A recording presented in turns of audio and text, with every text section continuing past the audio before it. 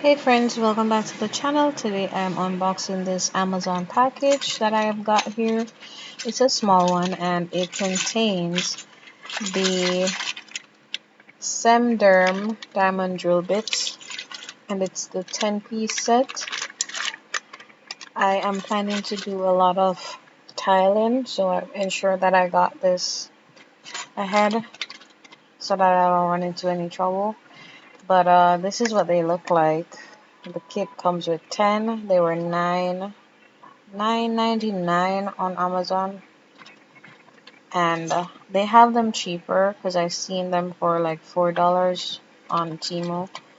But if you have Amazon Prime, you can get them for $5 and a few cents. This is the bigger one. They come in a variety of sizes, ranging from 4 millimeters to 30 millimeters, and they are for cutting ceramic, glass, marble, granite, stone, and bottles and pots. But these will definitely come in handy for like drilling through tiles to install curtain rods, shelves, and so on. That's why I got these, and you will see me put them to work in my DIY videos.